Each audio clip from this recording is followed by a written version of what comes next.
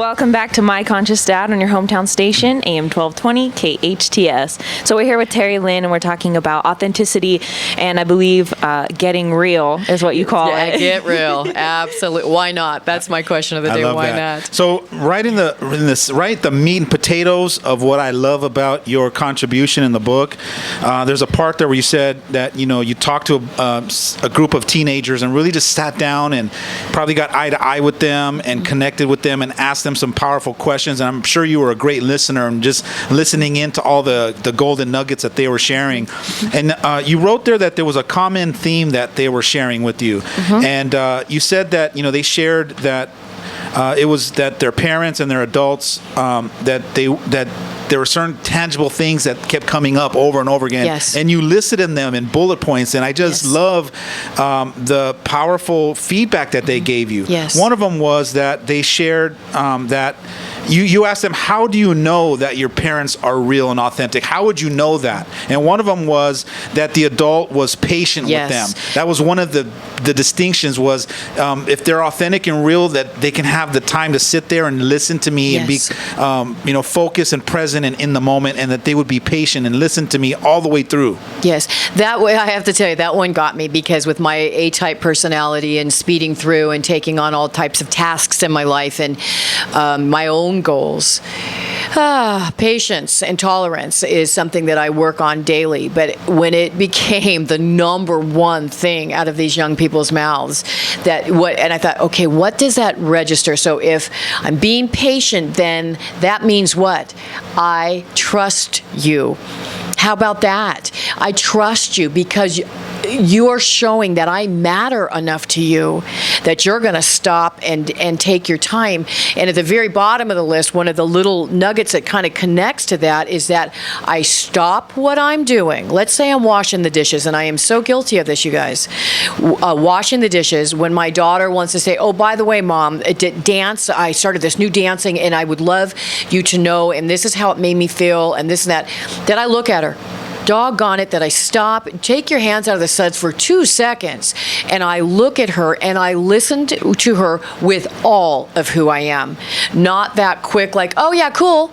I mean, we're again so guilty. Or nice. Yeah, thanks for sharing. Okay, right? And they know again, and so that is something that it's a disciplined exercise that I'm doing, is to stop. I'm working on it too. I mean, there's that learning curve because I'm an entrepreneur, because I know what my purpose is, because I'm so excited to make a difference, and I got all these projects in my head. I can literally probably work 24/7. Yes. Even when I'm there, I could be thinking about. So I have to consciously, when my daughter wants to share with me what score she got on her test at college or whatever it is, I literally got to stop myself and go, okay, Alex, that's not what's important in this moment. Yes. Put it on pause. Trust that when you get back to it, you'll figure it out. You'll pick up right where you left off, because she needs to be heard right now. Yes. She needs to be seen, heard, recognized, validated, and it's important to her. So please give that to her. And it's a process I have to challenge myself to be that for them. Me too,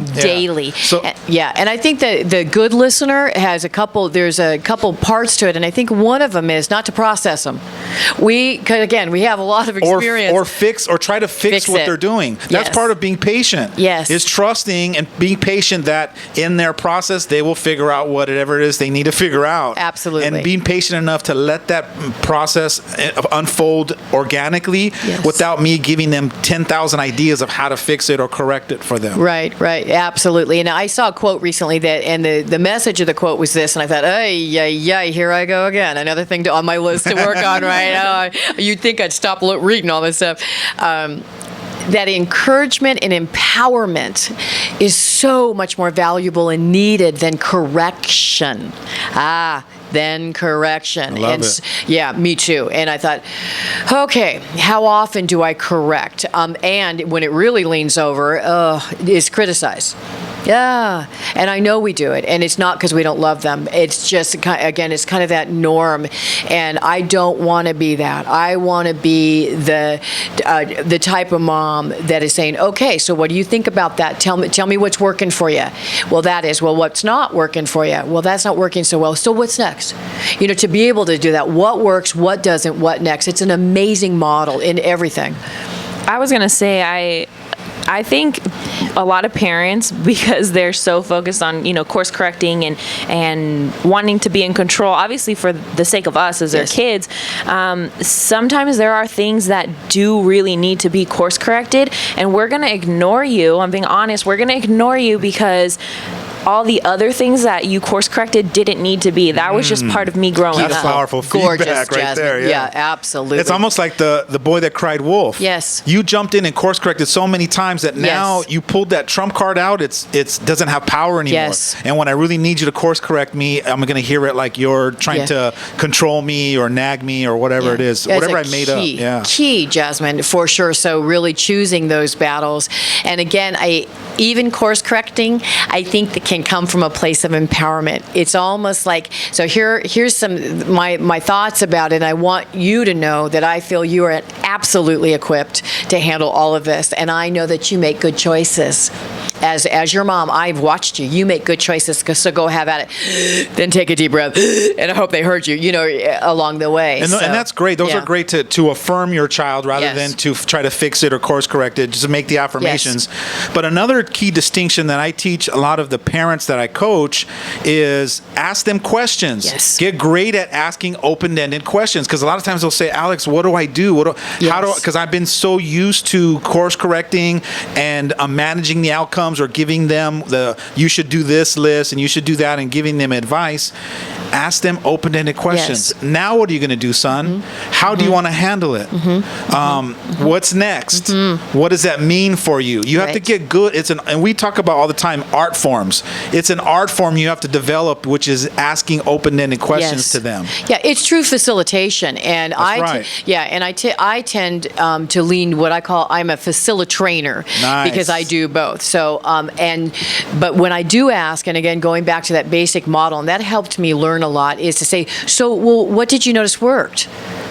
And then they get to own it. They get to say, well, I did this. Oh, fantastic. Great. What do you see that's in your way? What's not working here? Well, I talked on top of that person, and I didn't tell them to their face. I told Johnny. I'm just using a silly example, but, well, that didn't work. No, that didn't work. So what's next? Well, I'm not going to do that again, and I'm going to put in place more of what works. So really, we course directed, but it's by the questions, like you said, Alex, having those great questions, so they can start to use it, their own brains. You know what's amazing? More schools like I-Lead schools, they're building leaders rather than putting information in. They're calling their teachers facilitators. Yes, they are. And I'm calling a whole new model of parenting, parent coaches, where you're learning how to coach your kids, where you're asking open-ended questions to draw the answers out from within your kids, so they can realize for themselves that they're powerful and competent, and that they're assured in themselves, rather than you thinking you need to make them assured and confident. Absolutely. And I think we as parents get to thank them too, because when we truly listen to the questions that we've just asked them, because I can ask myself, Terry Lynn, what's working? Well, what's working is I'm here, I'm going for it, I'm living life, viva la vida grande. What's not working? Maybe some of the doubt, being overworked, not taking time for myself. I can look at that. So what's next? And again, shifting. So I think when we're facilitating, if we can always be that kind of a facilitator, it's called a reflective practitioner. So what it is as we're asking and being in it, that we're reflecting on our own lives. So we're really growing together with I really like the facilitator idea and the parent coaching, mostly because as kids growing up, kids really love and respect their coaches. Their soccer coaches, their football coaches, baseball. They love their coaches, and it's because they're like either a big brother, a big sister, or someone who's taking care of them and teaching them, but they're not their parent. Yes. So the exciting part about being a parent coach is that, or a coaching parent, or whatever you want to call it, is that you are now, or you could be both. So when your kids are going through something and they don't want to talk to their parents, they go to their coach. But what if they could go to you? Yes. And a lot of the times who we are and who we become are all the outside influences. So people outside of our family, our friends, our teachers, our coaches. Yes. And so sometimes the coaches might not be giving them advice that you would give them. Yes. And maybe it's helping them or steering them in quote unquote the wrong path. But if they were coming to you instead because you're like their coach, or you're being open and accepting and honest and authentic like a coach would be, and non-judgmental, because coaches don't have, oh, this is my kid. Right. It's just, someone that they're trying to help. Right. Jasmine, you're right on the money. And it becomes a safe space because they're trusting you, because you have been patient. You have held them high. You have said, hey, I know you're equipped to do this. So they get that. Yes. And it's difficult as a parent sometimes to know that our children do seek outside. Statistics will tell us, and this kind of eased my pain a little bit, the statistics will tell us it's generally somebody outside of the home that is that determining turning point voice for that child. I think it's our job as parents to make sure that it's a good guide, first of all, and making that good choice, that they're around a coach that would lead them in the right way. And at the same time to allow that person to be that voice also. And I think that's the key, is to have both. And it's not instead of, it's also. And that's why in the book, empowering and inspiring your teenagers, it doesn't have to be someone outside of you. You as the mom and dad can be that person also. Right. At the end, you give some powerful tips like homework, which I love. Yes. What kind of tips can you give to some of the parents listening to get the ball rolling? Okay, you got it. Because call to action is the name of the game for me. Again, in my 58 years on the planet, one of the things that from working with adult 58? groups. Yeah, thank you. God bless you. Oh my God. Don't you start, Jasmine. You look good, Terry Lynn. Thank you. Again, viva la vida grande. I've got a 12-year-old to take care of. She's Mother Earth. She has to look young forever. There you forever. Absolutely. One of the things that again, with working with thousands and thousands of adults, as well as the young people, we all want our parents' approval. We all want to know, even today in our ages, that they were proud of us and that they are proud of us. So when I ask people, so what did you want them to say? Well, I wanted them to tell me a time that they did, so I really understood that it wasn't, oh yeah, I'm proud of you. No. I am so proud of you, and let me tell you why. So that's the homework. That's one of the first key pieces of the homework, is to sit down with your young person and ask them, do you know that I'm proud of you? Let them answer that question. Do you know? Well, yes or no. Maybe not. Or, oh, yeah, for sure. Oh, okay. Regardless of the answer, what you get to do is take that opportunity as you're looking at them, and I mean with no confusion around, sitting there with them, and to say, well, great, because I am. And I want to tell you why, because I am so proud of you. Do you remember when you did this and that and this and that? Man, I thought about that forever and ever. I called every friend I had, and what it made me feel, what I noticed is that you're growing, that you were so afraid and you did it anyways, and you were such a leader, and whatever that is, authentically real. Right? Again, not to rehearse it. Talk from your heart. So put your hand on your head. Now put your hand on your heart and put it now on your belly. To speak from that place. To drop out of that head. They don't want your head. They want that soul of you. They want your spirit. And they will know the difference. So you but just put your hands there. Speak from that place. So that is, and it's a really rewarding time for both you and for them. The other piece is to ask them, what do they value in life? What is it they want? What are their dreams? What are their goals? And then to ask them this big key question: how do I get to support you in that? Tell me. Let me in. I want to be that cheerleader for you because I believe in you. I don't think we take enough time to do that. It sounds so simple, doesn't it? I can see two opportunities to create something like that, and they're so surfacey. One, your son or daughter goes away on a camp trip, and the camp facilitator says, please write a letter saying how proud you are of your son or daughter. Perfect. They send it to them. They read it. They break down and cry and have an amazing moment. You're not there to experience that. Right. Second opportunity, at their funeral.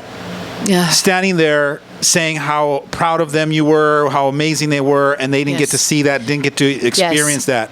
What would it be like if you had the courage to sit down in front of them and create that safe space for you to be able to articulate that so you guys can experience each other at a whole different level. Right, absolutely. And again, we go back to the very beginning of the show.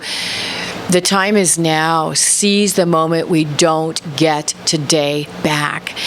Is it uncomfortable to do that kind of stuff? A little bit. Not so much for me because I have practiced it, but yes, and I'm going to suggest it is. So what? It's only uncomfortable for a little while until you become comfortable being uncomfortable. Yes, and pretty soon what happens, your kids start longing for it. They're going to start asking the question, hey, will you sit down with me and tell me why you're proud of me? They will. Right? They will. Can I have $20 in the meantime? That's right. Yeah, but absolutely, because it's the way we are wired as human beings, and that's the thing. It doesn't matter how old we are. It's the way we're wired. So and it's going to take some courage. Look, conscious parenting is you have to be courageous.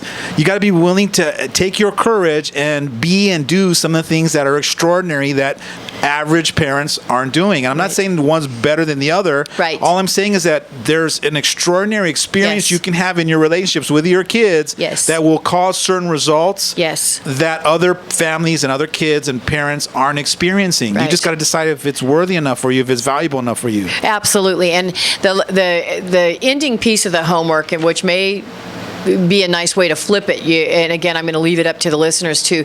You might want to flip the homework a little bit. Is now I'm talking to the parents, okay, for themselves. Is to take a moment. I'm going to read it. Take a moment for you and just you. Ask yourself what makes you smile, what makes you laugh, what gets you excited. Do you still have your sense of humor?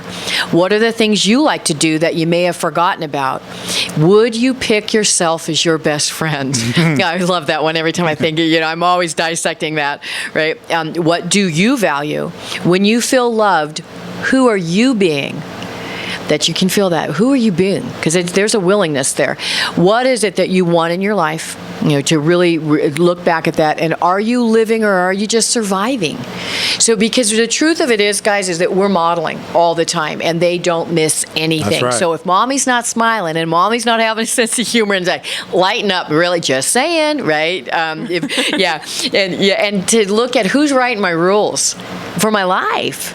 Is somebody else dictating how I'm going to be? Am I being a martyr? Oh, I'm so overworked. Oh, I have to get up and clean the dishes, whatever we come up with.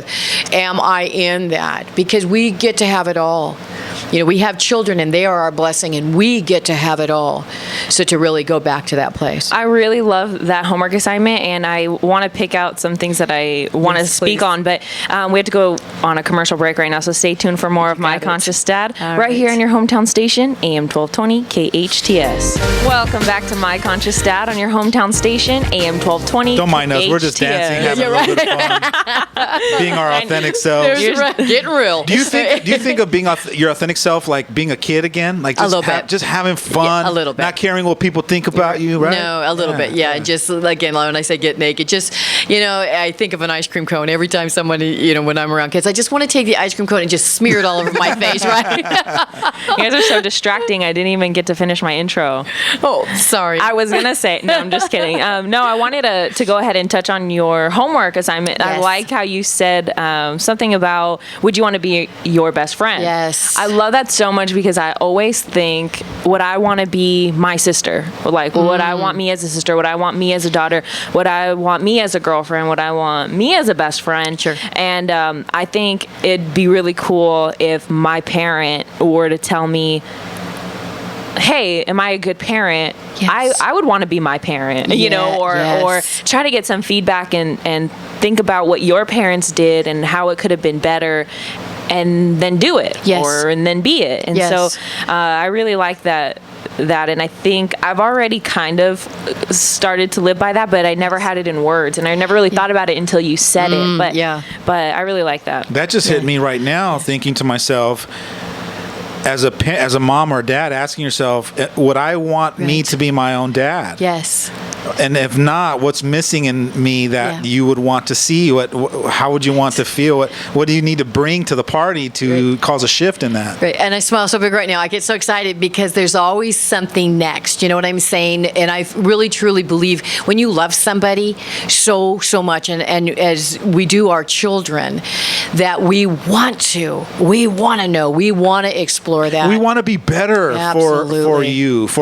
I want to be a better dad so that I can give. Yes. So that that she has everything that she needs from me to excel. I think it's every parent's dream is when I take my last breath, knowing I set my kids up to win, to supersede me, to hit all marks in all areas of their life. Right, for sure. Yeah. And to imagine taking your last breath, Alex, and the moments before our grave, or having our children standing and saying, "Let me tell you about my mom. Let me tell you about my dad." Wow. And what is it? And to ask yourselves from the soul of your soul, what is it that you want them to say? And I think I get choked up just like I'm going to cry, be a crier like Jasmine. Mine. I don't want them to say anything. I just want them to stand there and cry. Yeah, you just cry. That's it. Yeah.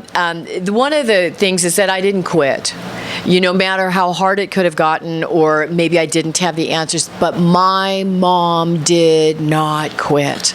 That is so important. That's actually one of the little golden nuggets that the kids were sharing. Yes. Is that they don't want their mom or dad to give up on them. Right. Absolutely. No matter what. And so that would be one of mine. I think also, too, I don't believe, and call me naive, call me whatever, I don't believe that parents, even though they may be struggling in their parenting skills, that they're bad parents. I just am not getting on that train, you guys. I won't.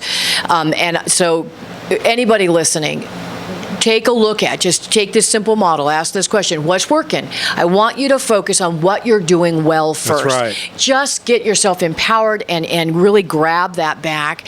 And then the other piece is then to look at, be honest with yourself, what's not working? Okay, well, I know one is that I get impatient. That's just not working. Okay, so get a program for yourself to say, okay, when this happens, I'm going to take a deep breath and I'm going to go eat an ice cream, whatever that is. And what's not working isn't to beat yourself up. No. And it's not a validation that you're bad and wrong. No. It's just not working. It's That's not working, period. What's not working is just what's not working. Just not working. And then to always have the what's next. Because that's the thing that gets us up in the morning. That's the piece. What's next? What's next? Right. Because most of us, we want to rest on our laurels. Yes. Everything's okay. Yes. Everything's good. Yes. Everything's, mediocre. Right. Right. And I've heard this saying too, if you're comfortable, you're not doing it. That's right. Or if it's not broke. Yeah, right. Don't fix it. Right. Yeah. So get uncomfortable a little bit because the kids are worth it for sure. Listen, you're an amazing woman. I want to thank you so much for sharing your light with us and today being here. How do we get a hold of you? How do we get to go and experience the ropes courses that you do? Yes, absolutely. Thank you for asking that. Yeah. You can go right on to the website, and it's the name of the company, of course, is Soar like a bird, like spread your wings. Nice. Viva la vida grande, see? So it's soar.net. So please take a look there, and all the contact information is there. And a little secret on the side, start looking on YouTube really soon, because I've had the honor of putting together a video series that is getting ready to air, and I'm so excited. And it talks a lot about what we talked about today. So please, stay tuned. Thank you. I love that. Yes. Absolutely. Yeah. I want to thank you so much from the bottom of my heart for being here. I appreciate you, appreciate Red, everything you guys do for our community, for the world. And I'm going to keep sending people up to the mountain. Please, we'll take them. Do people know you're up in Big Bear? Yeah, we're based in Big Bear. A lot of the people come up because it's so magical up there.